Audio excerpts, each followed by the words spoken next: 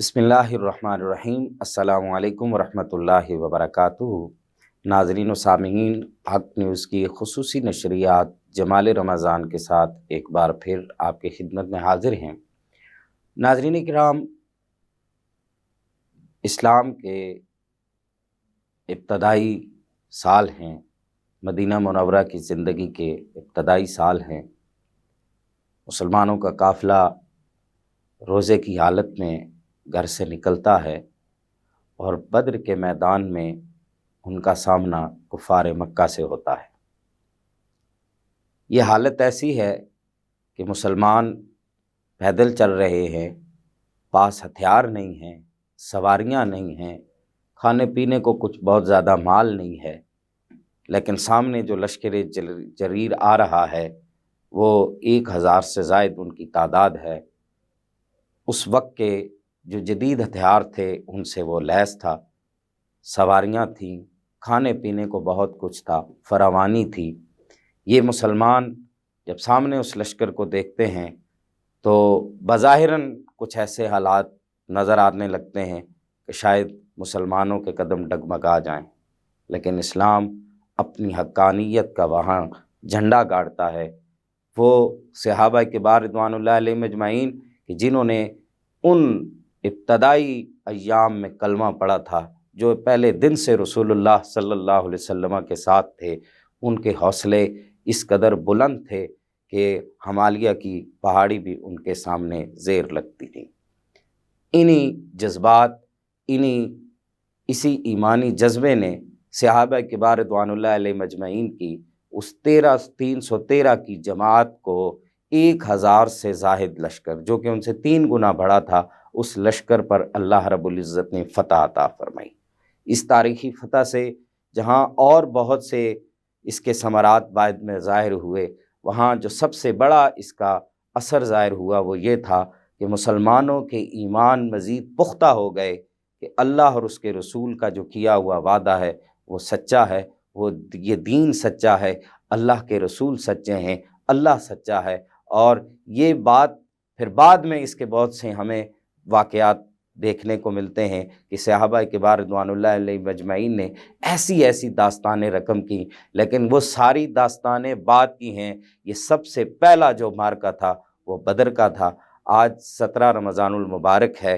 آج شہدائے بدر جنہوں نے اپنی جانوں کے نذرانے پیش کیے، بدر کے اس تپتی ریت پر روزے کی حالت میں جن صحابہ نے اپنے خون سے دین اسلام کی آبیاری کی، آج ان کو یاد کرنے کا دن ہے۔ کوئی بھی اچھی قوم، کوئی بھی اچھا بندہ اپنے محسنین کو کبھی نہیں بھولتا ہے۔ بحیثیت مسلمان شہدائے بدر جو ہیں وہ ہمارے محسن ہیں۔ آج ہمارا ایمان اس بات کا تقاضا کرتا ہے کہ ہم انہیں یاد کریں، اپنی دعاؤں میں ان کو یاد رکھیں۔ اسی نسبت سے آج ہم نے اپنے پروگرام کا جو عنوان ہے وہ بھی شہدائے بدر اور واقعہ بدر کو رکھا ہے۔ اس عنوان پر گفتگو کے لیے ہمارے ساتھ وطن عزیز کے عظیم مذہبی سکالر جناب حضرت علامہ مولانا مفتی محمد تنویر صدیقی صاحب آپ موجود ہیں۔ قبلہ اس موضوع پر روشنی ڈالیں گے۔ میں قبلہ کا تہ دل سے مشکور ہوں کہ آپ نے ہمارے پروگرام کے لیے وقت نکالا۔ نعت و منقبت کے لیے ہمارے ساتھ موجود ہیں محترم جناب سید مصدق حسین شاہ صاحب ترمذی۔ میں شاہ صاحب آپ کا بھی تہ دل سے مشکور ہوں کہ آپ نے ہمارے پروگرام کے لیے وقت نکالا۔ قبلہ مفتی صاحب، گفتگو کا آغاز آپ سے کرتے ہیں۔ بدر مسلمانوں کے وہ حالات، ابھی مسلمان اپنا گھر بار سب کچھ چھوڑ کے آئے ہوئے 1 سال اور 2 مہینے گزرے ہیں۔ یہ 2 ہجری کا واقعہ ہے اور کچھ چند مہینے گزرے ہیں۔ تو مسلمان مدینے میں ایسے میں اتنے بڑے لشکر کے ساتھ اپنے سے کئی زیادہ پاورفل دشمن کے ساتھ لڑنا پڑ گیا۔ کیا کہتے ہیں آپ اس بارے میں؟ الحمد لولیہ والصلاة علی نبیہ، اما بعد، فاعوذ باللہ من الشیطان الرجیم، بسم اللہ الرحمن الرحیم۔ رضی اللہ عنہم ورضوا عنہ، آمنت باللہ، صدق اللہ مولانا العظیم۔ محترم پروفیسر صاحب، صحابہ کرام وہ عظیم ہستیاں ہیں کہ جن کے بارے میں قرآن میں اللہ رب ذوالجلال ارشاد فرماتا ہے اللہ ان سے راضی ہے اور یہ رب سے راضی ہے۔ اور حضور نبی کریم صلی اللہ علیہ وسلم کے صحابہ سبحان اللہ ان کی شان، خود اللہ کے محبوب علیہ الصلوۃ والسلام نے اپنے صحابہ کی شان کو بیان فرماتے ہوئے ارشاد فرمایا اصحابی کالنجوم فبأیہم اقتدیتم اہتدیتم، فرمایا میرے سارے صحابہ ستاروں کی مانند ہیں، تم جس کی بھی اقتدا کرو گے ہدایت پا جاؤ گے۔ تو صحابہ کرام جو مسلمان حضور پہ اسلام لائے، صحابی کہتے ہی اسے ہیں کہ جس نے ایمان کی حالت میں رسول اللہ کے چہرہ اقدس کی زیارت کی ہو اور ایمان پر اس کا خاتمہ، وہ صحابی ہوتا ہے۔ اور اس کی عظمت و شان یہ ہے کہ ایک ادنا درجے کا صحابہ کے اعتبار سے، اگر ایک ادنا درجے کا صحابی ہے کہ ابھی اسلام لایا، حضور کے چہرہ اقدس کی زیارت کی، نماز پڑھنے کا موقع نہیں ملا، روزہ رکھنے کا موقع نہیں ملا، اور دنیا سے وہ ایمان کی حالت میں تشریف لے گئے، تو علماء فرماتے ہیں کہ وہ صحابی امت کے، حضور کی امت کے سارے اولیاء، اقطاب، غوث، کتب مل کر بھی اس ادنا سے صحابی کے مرتبے کو بھی نہیں پہنچ سکتے۔ تو صحابہ کرام کیا جو ہے وہ اللہ کے محبوب علیہ الصلوۃ والسلام کی تربیت تھی کہ جب حضور پہ ایمان لائے، اللہ کے محبوب علیہ الصلوۃ والسلام جب ہجرت کر کے مدینہ منورہ میں تشریف لائے اور مہاجرین اور انصار صحابہ، تو سب سے پہلے تو اللہ کے محبوب علیہ الصلوۃ والسلام نے ان کے درمیان مواخات قائم کی، اور کیا عظیم جو ہے وہ معاملہ تھا کہ حضور نے ہر مہاجر صحابی کو انصار صحابی کا بھائی بنا دیا، اور جب حضور نے بھائی بنایا تو صحابہ کرام حضور کے فیصلے پر سر تسلیم خم اور تسلیم و رضا کا اور سمینا و اطعنا کا یہ نظارہ تھا کہ صحابہ کرام نے اپنی جائیدادوں میں ان صحابہ مہاجرین صحابہ کو شریک کر لیا۔ جب حضور نے مواخات قائم کیے تو اللہ کے محبوب علیہ الصلوۃ والسلام نے ہر مہاجر صحابی کو انصار صحابی کا بھائی بنایا، اور روایت ملتی ہے، ترمذی شریف کی حدیث ہے کہ مولا علی کی باری آئی تو حضور نے علی کو کسی کا بھائی نہیں بنایا، مجلس برخاست کر دی۔ تو حدیث کے الفاظ ہیں کہ حضرت علی المرتضیٰ پھر آئے حضور کی بارگاہ میں، فجا علی تدمع عیناہ، جب آئے تو آنکھوں میں آنسو تھے، روتے ہوئے آئے اور عرض کی یا رسول اللہ آپ نے مواخات مدینہ قائم کی ہے، ہر مہاجر صحابی کو انصار صحابی کا بھائی بنا دی ہے، میرے آقا مجھ سے کیا غلطی ہوگی حضور، آپ نے میری باری ہے مجھے کسی کا بھائی نہیں بنایا، اس وجہ سے آنکھوں میں آنسو تھے۔ تو اللہ کے محبوب علیہ الصلوۃ والسلام نے فرمایا پیارے علی بات یہ ہے کہ میں نے ہر مہاجر صحابی کو انصار صحابی کا بھائی بنایا ہے، تجھے اس لیے کسی کا بھائی نہیں بنایا کہ یا علی انت اخی فی الدنیا والآخرہ، دنیا میں بھی میرا ویر ہے، آخرت میں بھی میرا ویر ہے۔ کیا بات ہے، کیا بات ہے۔ تو اب حضرت علی المرتضیٰ کی یہ عظمت و شان کہ حضور نے فرمایا تجھے اس لیے نہیں بنایا کہ تو میرا بھائی ہے۔ اور حضور نبی اکرم صلی اللہ علیہ وسلم نے جو مدینہ منورہ میں آ کے مسلمانوں کی تربیت کی، ان کے ایمان اور حضور پہ اعتقاد اور اللہ کی ذات پہ جو بھروسہ تھا، وہ بھروسہ غزوہ بدر میں مسلمانوں کے کام آیا کہ اللہ کے محبوب علیہ الصلوۃ والسلام کو پتہ تھا کہ جن غلاموں کو میں نے تیار کیا ہے یہ ہیں تو 313، لیکن اللہ کی مدد ہمارے ساتھ ہے، اور سب سے بڑی مسلمانوں کی پاور یہ تھی کہ ان کے سپہ سالار خود محمد مصطفیٰ صلی اللہ علیہ وسلم تھے۔ اور دیکھیں کہ 313 کا لشکر لے کر حضور جب مدینہ سے نکلتے ہیں، 2 ہجری ہے، اور غالباً جو ہے وہ ماہ رمضان کے پہلے عشرے میں سفر شروع ہوتا ہے، اور 16 رمضان کو حضور بدر کے مقام پر پہنچتے ہیں، اور 313 افراد ہیں، تلواریں بھی کم ہیں، نیزے بھی کم ہیں، بعض صحابہ کرام کے ہاتھوں میں چھڑیاں ہیں، ڈنڈے اٹھائے ہوئے ہیں، اور سواری کے لیے سواریاں بھی پوری نہیں، 70 اونٹ تھے پورے قافلے کے پاس، اور 70 اونٹوں سواریوں کی کمی کی وجہ سے حضور نے جو ہے فیصلہ یہ فرمایا کہ ہر اونٹ پر 3 افراد سواری کریں گے، اور خود اللہ کے محبوب علیہ الصلوۃ والسلام جو سپہ سالار تھے، نبی اعظم تھے، نبی مختار تھے، حضور نے اس قانون کی خود بھی پاسداری فرمائی، فرمایا کہ 2 سواری کریں گے، ایک پیدل چلے گا، جب یا ایک ایک کر کے فرمایا باری باری اتنا کلومیٹر تقسیم کر لیا، اتنا سفر ایک نے کرنا ہے، پھر دوسرے نے کرنا ہے، پھر تیسرے نے کرنا ہے۔ تو حضور جس اونٹ پہ سوار تھے تو حضور کے ساتھ ایک حضرت علی المرتضیٰ تھے، دوسرے تھے حضرت زید تھے۔ تو جب حضور نبی اکرم صلی اللہ علیہ وسلم نے سوار ہوئے تو ایک مقام آیا تو حضور نیچے تشریف لے آئے، تو صحابہ حضرت علی المرتضیٰ نے عرض کی یا رسول اللہ آپ سواری کریں، ہم غلام ہیں، ہم پیدل چلیں گے آپ کے ساتھ۔ حضرت زید بن حارثہ نے بھی یہ عرض کی، تو اللہ کے محبوب علیہ الصلوۃ والسلام نے ارشاد فرمایا نہیں ایسا نہیں ہو سکتا، میں نے ایک قانون بنایا ہے، تم مجھ سے زیادہ قوی نہیں ہو چلنے میں، اور نہ میں اللہ سے ثواب سے مستغنی ہو سکتا ہوں، تو لہٰذا اللہ کے محبوب علیہ الصلوۃ والسلام نے بھی اس قانون پر عمل کیا۔ جب صحابہ کرام بدر کے مقام پر پہنچے، دوسری طرف دیکھیں 1000 افراد کا لشکر جرار ہے، ساز و سامان ہے اور اسلحہ ہے، کھانے پینے کی اشیاء خرد و نوش کی جو ہے وافر مقدار میں ہے، اور جنگجو بھی ان کے ساتھ لڑاکا قسم کے بندے ہیں، لیکن ادھر 313 ہیں، لیکن ان کو حضور پہ اعتماد ہے۔ اللہ کے محبوب علیہ الصلوۃ والسلام کی رائے یہ تھی کہ ہم جو ہے وہ لشکر کا پیچھا نہیں کریں گے، قافلے کا پیچھا نہیں کریں گے، بلکہ لشکر کے ساتھ۔ حضور کی رائے یہ تھی کہ جو ہے ہمیں ان دو میں سے ایک پر اللہ فتح عطا فرمائے گا، اللہ کا وعدہ ہے، تو حضور کی رائے یہ تھی کہ ان سے جنگ کی جائے۔ تو جب حضور نے مشورہ طلب کیا تو صحابہ کرام نے جس جذبے کا اظہار کیا، سبحان اللہ، وہ سنہری حروف سے لکھنے والی باتیں کہ جس جذبے کا اظہار صحابہ نے کیا، بڑھ کے ہر صحابی نے بڑھ کر اپنے جذبات کا اظہار کیا۔ اور ان میں سے ایک حضرت مقداد رضی اللہ تعالیٰ عنہ حضور کے صحابی ہیں، انہوں نے کیا خوبصورت انداز میں حضور کی بارگاہ میں عرض کی، جب حضور نے مشورہ مانگا وہ کھڑے ہوئے، عرض کی یا رسول اللہ ہم آپ پر ایمان لائے، اللہ نے ہمیں ایمان لانے کی توفیق دی، ہم آپ کے غلام ہیں، اللہ کے محبوب آپ جو فیصلہ کرتے ہیں وہ کریں، آپ ہمیں جہاں لے کر جانا چاہتے ہیں جائیں۔ حضور ہم وہ نہیں ہیں، ہم موسیٰ علیہ السلام کی قوم کے لوگ نہیں ہیں کہ جنہوں نے جناب موسیٰ علیہ السلام سے کہا تھا کہ اے موسیٰ جائیں آپ لڑیں اور آپ کا رب لڑے، ہم تو یہاں پہ بیٹھے ہوئے ہیں، اللہ کے محبوب آپ ہمیں لے چلیں، ہم آپ کے دائیں لڑیں گے، ہم آپ کے بائیں لڑیں گے، ہم آپ کے آگے لڑیں گے، ہم آپ کے پیچھے لڑیں گے، حضور ہم برکل غماد تک آپ ہمیں لے جانا چاہیں ہم آپ کے ساتھ جائیں گے، آپ ہمیں لڑائیں، ہم ایسے جو ہے جوہر دکھائیں گے کہ ہمارے جوہر دیکھ کر بادری کی آپ کی آنکھیں ٹھنڈی ہو جائیں۔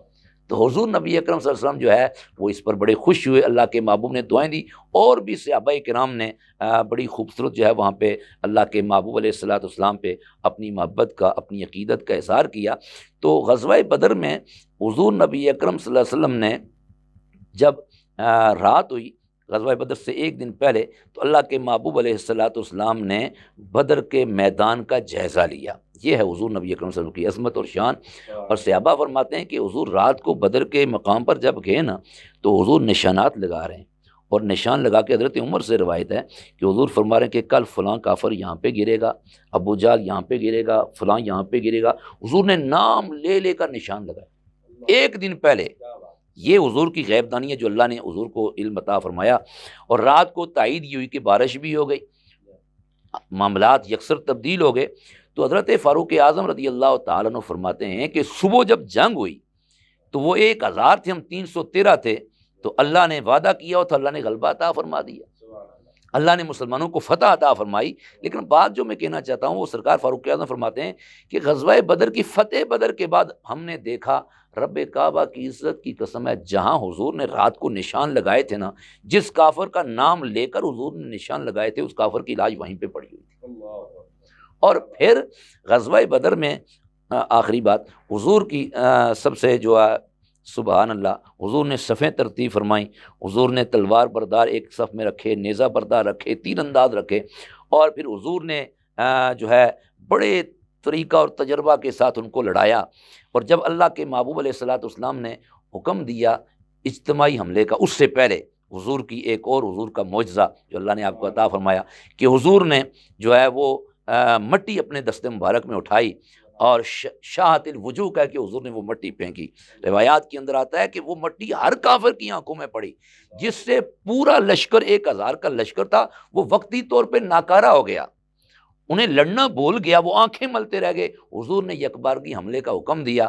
اب صحابہ کرام نے جب یکبارگی سے حملہ کیا تو کافروں کی صفیں بکھر گئیں اور اللہ نے اسلام کو فتح عطا فرمایا۔ سبحان اللہ، کیا بات ہے۔ اسی گفتگو کے سلسلے کو آگے انشاءاللہ جاری رکھیں گے۔ ناظرین اکرام ہمارے ساتھ رہیے گا، یہاں وقت ہوا چاہتا ہے ایک بریک کا، بریک کے بعد آپ کی خدمت میں پھر حاضر ہوتے ہیں۔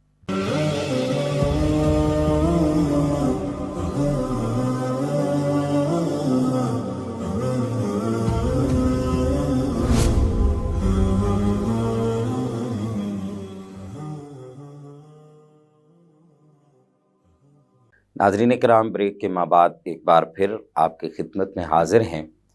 بریک پر جانے سے پہلے قبلہ مفتی صاحب بڑے ہی خوبصورت انداز میں آپ نے شہدائے بدر کی جو قربانیاں تھیں اور وہ جو ان کا جذبہ تھا بالخصوص اس پہ آپ نے روشنی ڈالی۔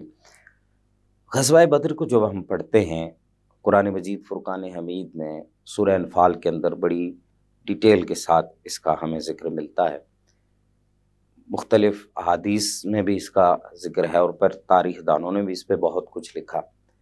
وہ جو فرشتوں کے آنے کا منظر تھا، میں چاہوں گا کہ اس کو آپ اس پہ کچھ تھوڑی سی روشنی ڈالیں، فرشتوں کا جو آنا ہے غزوہ بدر میں۔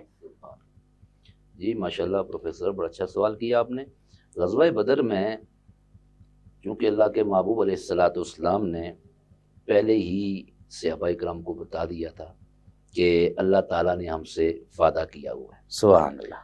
اور غزوہ معرکہ بدر سے پہلے کا جو وقت تھا وہ خود رسول اللہ صلی اللہ علیہ وسلم کا وہ اللہ کی عبادت میں، مناجات میں، دعاؤں میں گزرا، سبحان اللہ، اور حضور بار بار اپنے رب سے یہ التجا کر رہے تھے، سبحان مولا اللہ، جس مدد کا تو نے وعدہ کیا ہے وہ مدد آج اتار دے۔ رب تو نے مدد کا وعدہ کیا، وہ مدد اتار۔ آج یہ مٹھی بھر مسلمان مٹ جائیں گے تو صبح قیامت تک زمین پر تجھے کوئی رب کہنے والا نہیں ہوگا۔ تو اللہ کے محبوب علیہ السلام مناجات میں حضور مستجاب الدعوات ہیں، اور پھر رب کا وعدہ بھی تھا۔ تو قرآن حکیم میں اللہ رب ذوالجلال فرماتا ہے کہ ہم نے جو ہے وہ وعدہ کیا تھا 3000 فرشتوں کا، تو فرمایا محبوب ان سے کہہ دے اگر یہ صبر کریں گے تو ہم 3 نہیں 5000 فرشتے پہ در پہ اتاریں گے۔ اور پھر بدر کے میدان میں اللہ رب ذوالجلال نے فرشتوں کو اتارا۔ 313 صحابہ کرام تھے اور 1000 کا لشکر تھا۔ تو جب فرشتے اترے اور فرشتوں کو بعض صحابہ کرام نے نظارہ بھی کیا، صحابہ کرام فرماتے ہیں کہ جب ہم لڑنے لگے تو لڑتے ہوئے صحابہ فرماتے ہیں کہ ہم تلوار چلاتے تھے، ہماری تلوار لگنے سے پہلے کافروں کا سر تن سے جدا ہو جاتا تھا۔ تو اللہ رب ذوالجلال نے پے در پہ 5000 فرشتے بدر کے میدان میں اتارے۔ اور ایک حدیث مبارکہ ملتی ہے کہ ایک حضور کے صحابی تھے، بخاری شریف کی یہ حدیث ہے کہ انہوں نے جناب عباس رضی اللہ تعالیٰ عنہ، ابھی وہ مسلمان نہیں ہوئے تھے، تو جنہوں نے ان کو گرفتار کر کے لایا، تو چونکہ جناب عباس جو ہے وہ بڑے کڑیل جوان تھے اور جناب طاقتور تھے، جنگجو تھے، تو جن سے ابھی جو ان کو لے کر آئے، حدیث کے الفاظ ہیں کہ وہ کمزور سے جسم کے مالک تھے، تو حضور نے ان سے پوچھا کہ بتا، کیونکہ حضور کے چچا تھے عباس، میں کہ بتا تو نے عباس کو پکڑا کیسے ہے، گرفتار کیسے کی ہے؟ تو اب وہ عرض کرتے ہیں کہ یا رسول اللہ مجھے معلوم نہیں، ایک سیاہ امامے والی شخصیت تھے، سفید کپڑے پہنے، وہ گھوڑے پر سوار تھے، انہوں نے رسیوں میں جھکڑ کے عباس کو مجھے دیا اور میں لے کے آیا ہوں۔ تو اب حضور نے پوچھا تجھے معلوم ہے وہ کون تھا؟ تو عرض کی یا رسول اللہ مجھے معلوم نہیں۔ فرمایا وہ جبریل امین تھے جنہوں نے گرفتار کر کے تیرے حوالے کی ہے۔ تو یہ صحابہ کرام کی جو مدد تھی، صحابہ کرام کی مدد جو اللہ نے فرمائی ہے فرشتوں کو اتار کر، تو یہ من الملائکۃ مردفین، وہ جو پے در پہ آنے والے جو فرشتے سبحان ہیں، اللہ، تو وہ اللہ تعالیٰ نے جو ہے قرآن حکیم میں ان کو جو ہے وہ بیان فرمایا، اور اللہ نے ان فرشتوں کو نازل بھی فرمایا۔ میں یہ یہاں روک کے ایک بات جی کرنا چاہوں گا۔ فرشتے نازل ہوئے، صحابہ کا ایمان تھا، یقین تھا کہ اللہ رب العزت کا وعدہ ہے کہ اللہ حق کو فتح عطا کرے گا، باطل کو شکست ہوگی، اور یہ وعدہ قیامت تک باقی ہے۔ کیا آج بھی ایسا ممکن ہے کہ مسلمان اپنے رب کی ذات پہ یقین کامل رکھے تو اس کی مدد جو ہے وہ فرشتوں کے ذریعے سے کی جائے؟ بالکل قبلہ پروفیسر صاحب، اگر ایمان محکم ہو اور وہ اعتقاد جو صحابہ کا تھا، ایسا اعتقاد پیدا ہو جائے تو اللہ تعالیٰ آج بھی فرشتے اتار سکتا ہے۔ اگر ابراہیم علیہ السلام کا ایمان پیدا ہو جائے نا تو پھر آگ آج بھی گلزار جو ہے وہ بن سکتی ہے، لیکن ابراہیم جیسے ایمان کی ضرورت ہے۔ اگر ہم چاہتے ہیں کہ صحابہ کرام کی جیسے اللہ نے فرشتوں کو اتار کر صحابہ کرام کی مدد فرمائی، ہماری بھی مدد ہو، تو پھر ہمیں اپنے آپ کو صحابہ جیسا بنانا ہوگا، ان جیسا ایمان، ان جیسا اعتقاد، ان جیسی قربانیاں اور ان جیسا بننے کی ہمیں کوشش کرنی ہوگی۔ خوبصورت بات ہے کہ ان جیسا بننے کی ہمیں کوشش کریں، ہم بن تو نہیں سکتے لیکن کوشش کریں، تو اگر 5000 نہ صحیح کم از کم 1000 فرشتہ آ سکتا ہے اگر ہم ان جیسے بننے کی کوشش کریں۔ وہ صحابہ کرام کا اعتقاد تھا حضور پہ کہ آپ دیکھیں اس وقت ہم جو ہے صحابہ کرام کے ساتھ جو ہے کہیں جی کہ اگر وہ ایسا کرتے تھے ہم کر لیں گے تو یہ ممکن نہیں ہے، وہ انہی کی شان تھی۔ اب دیکھیں کہ جب حضور جو ہے مال کے لیے قربانی کی مانگتے ہیں تو صحابہ کرام جو ہے بڑھ چڑھ کے مال پیش فرما رہے ہیں۔ سرکار صدیق اکبر جیسی ہستی گھر کا سارا سامان اٹھا کے لے آئے۔ جب حضور نے پوچھا کہ گھر کیا چھوڑائے ہوں، تو یہ صدیق کا یہ اعتقاد ہے۔ آج جیسا ہم جیسے بندے تو یہ اعتقاد نہ کر سکتے ہیں، نہ توکل ہمارا اتنا ہے، کوشش کرنی چاہیے۔ لیکن سرکار صدیق اکبر نے عرض کی یا رسول اللہ گھر میں جو کچھ تھا، حضور تن کے کپڑے بھی اتار کے لے آیا ہوں، حضور بٹن بھی اتار کے لے آیا ہوں۔ کہا گھر کیا چھوڑ آئے ہو؟ کہا اللہ اس کے رسول کو چھوڑ آیا ہوں۔ اللہ اکبر۔ تو یہ سرکار صدیق اکبر رضی اللہ تعالیٰ عنہ کا جذبہ تھا، اور یہ سرکار صدیق اکبر کا ہی نہیں بلکہ سارے صحابہ، ہر صحابی نے بڑھ چڑھ کر جہاں پہ حضور نے جان کی قربانی مانگی ہے صحابہ نے جانیں لوٹائی ہیں، مال کی قربانی مانگی ہے صحابہ نے مال لوٹایا ہے، اولاد کی قربانی مانگی ہے صحابہ نے اولاد قربان کی ہے، والدین کی قربانی اگر حضور نے مانگی ہے تو صحابہ نے والدین بھی قربان کر کے دکھائے۔ آج تو ہم صرف نعرہ لگاتے ہیں نا کہ حضور کے نام پہ جان بھی قربان ہے، جان کیا قربان، اور ہم کہتے ہیں فدا کا امی بابی یا رسول اللہ، ہم کہتے تو ہیں لیکن قربان کرنا بڑا مشکل ہے۔ یہ صحابہ کرام نے قربان کر کے دکھایا ہے، صحابہ کرام نے بیٹے قربان کر کے دکھایا ہے۔ ماشاءاللہ بڑی خوبصورت گفتگو فرمائی آپ نے۔ غزوہ بدر کا ذکر ہو اور مولا علی کی شجاعت کا ذکر نہ ہو، حضور کے چچا سیدنا حضرت امیر حمزہ کی شجاعت اور دلیری کا ذکر نہ ہو، تو میں سمجھوں گا کہ یہ غزوہ بدر کا جو ذکر ہے وہ مکمل نہیں ہوتا اس کے بغیر۔ تو اس پہ کچھ تھوڑی سی روشنی غزوہ ڈالیں۔ بدر کا جو آغاز ہے، تو چونکہ عرب میں ماحول یہ تھا کہ پہلے مبارزت دی جاتی تھی، تو مبارزت کے لیے سامنے سے جو کفار کی طرف سے 3 ان کے سردار آئے جن کے نام بھی تاریخ کی کتابوں میں اور حدیث میں ملتے ہیں، تو مقابلے کے لیے انصار صحابہ کرام، ایک معاذ تھے، ایک معوذ تھے اور ایک اور صحابی تھے، وہ نکلے۔ تو انہوں نے اعتراض کیا، انہوں نے کہا جی کہ یہ آپ انصار ہمارے مقابلے میں بھیجیں، ہمارے پلے کا کوئی بھیجیں تو ان کے ہاشمیوں میں سے کوئی ہو۔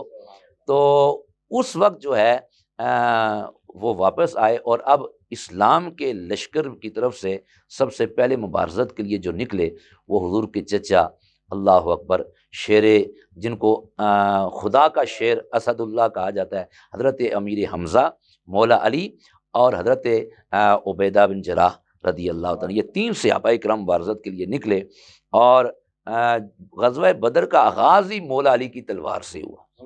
مولا علی نے ایسا وار کیا کہ آپ نے اپنے مقابل کو جو ہے ایک ہی وار میں اس کا کام تمام کر دیا۔ حضرت امیر حمزہ رضی اللہ تعالیٰ نے بھی اپنے مقابل کو جو ہے واصل و جہنم کیا۔ حضرت عبیدہ بن جراح چونکہ عمر رسیدہ تھے، آپ کا جس سے مقابلہ ہوا دونوں نے ایک دوسرے پر وار کیے، حضرت عبیدہ بن جراح زخمی ہو گئے، اور پھر حضرت علی المرتضیٰ اور حضرت امیر حمزہ ان کی مدد کے لیے پہنچے، اور اس جو ہے جو کافر تھا اس کو واصل و جہنم کیا۔ تو یوں کفار کے 3 جو سردار بڑے مارے گئے تھے نا، جس میں کفار کی صفوں میں ہلچل مچ گئی، تو ان پر ضرب لگی ہے تو حضرت امیر حمزہ کی لگی ہے، اور ضرب لگی ہے تو مولا علی شیر خدا کی لگی ہے۔ سبحان اللہ، کیا بات ہے، بڑی محبتوں بھرا یہ واقعہ ہے، بڑی محبتوں بھری داستان ہے بدر کی۔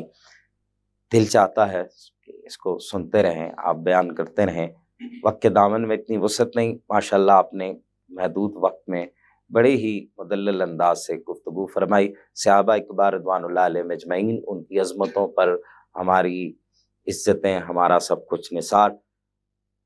اللہ رب العزت کے وہ محبوب ہیں کہ اللہ نے ان کو کہا کہ میں ان سے راضی ہوں، یہ مجھ سے راضی ہیں۔ جن کو اللہ یہ گارنٹی دے دے کہ یہ مجھ سے راضی ہیں، میں ان سے راضی ہوں، اللہ صحابہ کی ان قربانیوں کے صدقے میں ہماری بھی بخشش کر دیں، یہ ہماری دعا ہے۔ بڑا انتہائی مشکور ہوں میں آپ کا کہ آپ نے وقت نکالا۔ ناظرین اکرام، یہاں وقت ہوا چاہتا ہے نعت شریف کا۔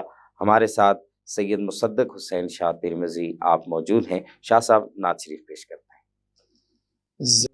ماشاءاللہ شاہ صاحب بڑا خوبصورت کلام بڑے خوبصورت انداز میں پیش فرما رہے تھے۔ آخر میں ایک بار پھر میں اپنے دونوں مہمانوں کا شکریہ ادا کرتا ہوں، آپ ہمارے پروگرام میں تشریف لائے۔ ناظرین اکرام، اسی کے ساتھ ہی پروگرام کا وقت ختم ہوا چاہتا ہے۔ انشاءاللہ اگلے پروگرام میں پھر آپ سے ملاقات ہوگی۔